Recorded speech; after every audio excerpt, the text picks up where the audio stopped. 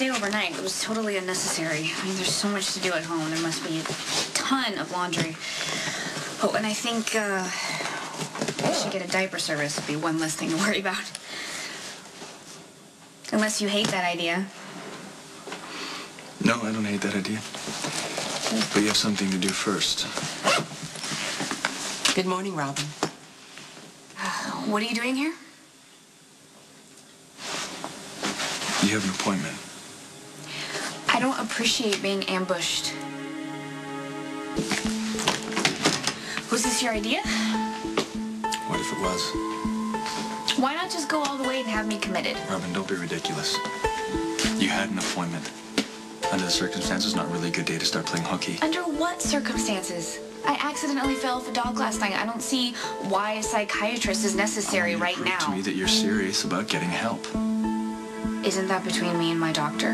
Robin, for your sake, for my sake, and for Emma's sake, show up to treatment. Or what?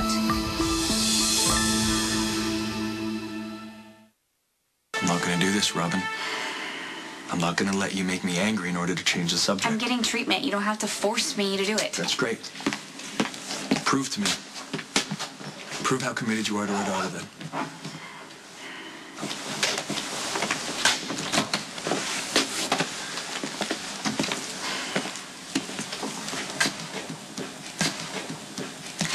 There was an accident, but I'm sure you've already formed all kinds of opinions. Well, I always formulate opinions about my patients. That's my job. The good news is my opinions can evolve. So, are we having a session or not?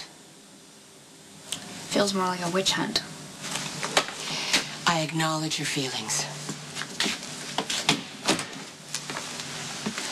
Why don't you tell me why you were on that pier?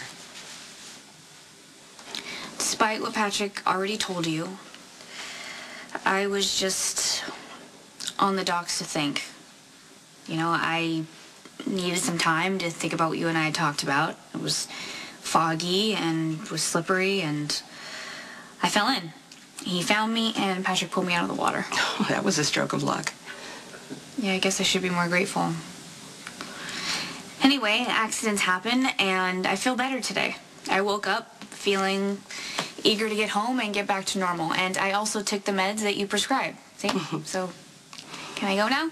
You have a serious condition. You need to get serious to deal with it. Normal is not an option until you address your postpartum depression. You have to work for it.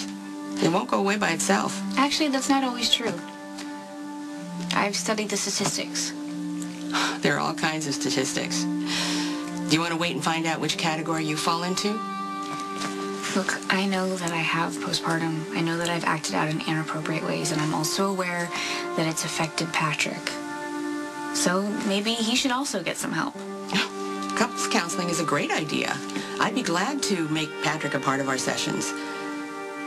Or we can continue alone. It's your choice.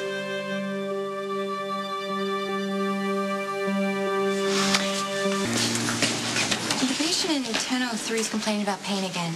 Well, did somebody teach him how to use the morphine button? He says it's not enough. Of course he's saying that. He's got a drug dependency, and I'm not about to feed it. So you want me to do nothing?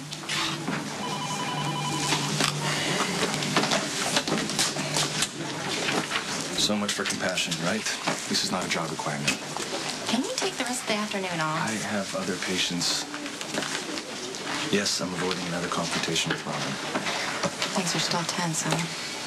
No, you could say that. Last night she almost died. Today she won't even talk to her therapist. She slammed the door in her face. That doesn't sound like her. Right now, I don't know if that behavior is Robin or the condition. Worst of all, she's turning me into the enemy. And I mean, if she's not talking to me and she's not talking to her therapist, Elizabeth, who's she talking to? Pass the message along. We'll take care of it on this end. I gotta go.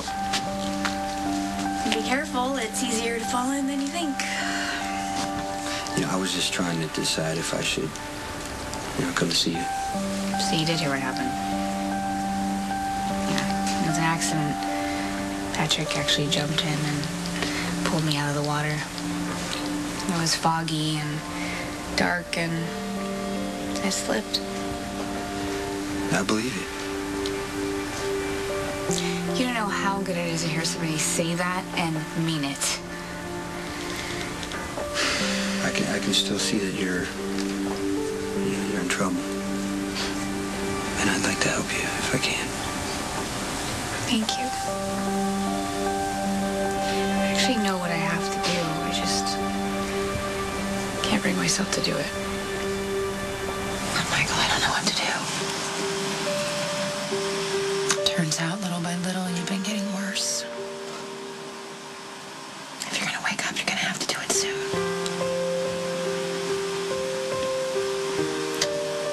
If you have this procedure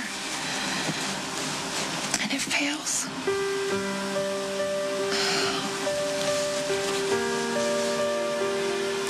Michael, if I'm wrong, I could end up killing you.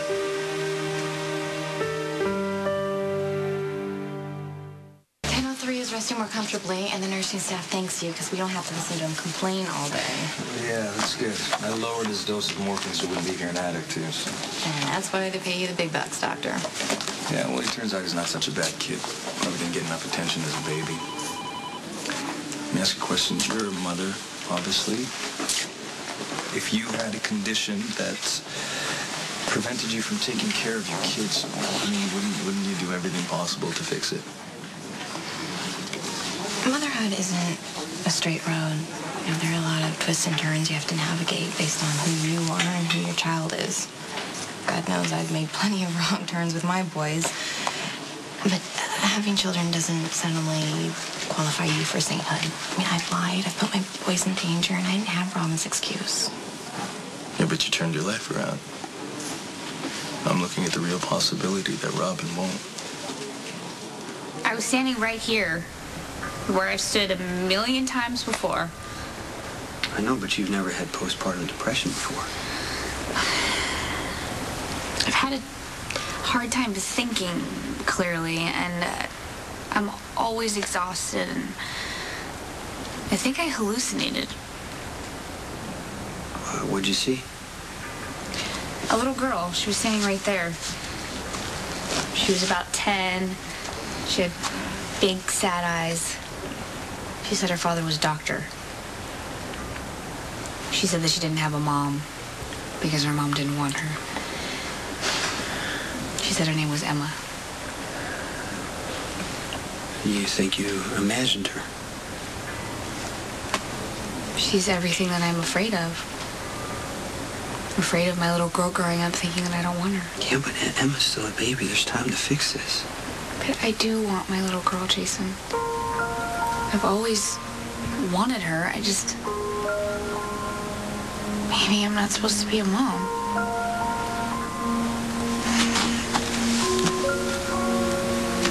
Robin, you can do anything that you want to do. You are one of the strongest people that I know. What if I'm not anymore?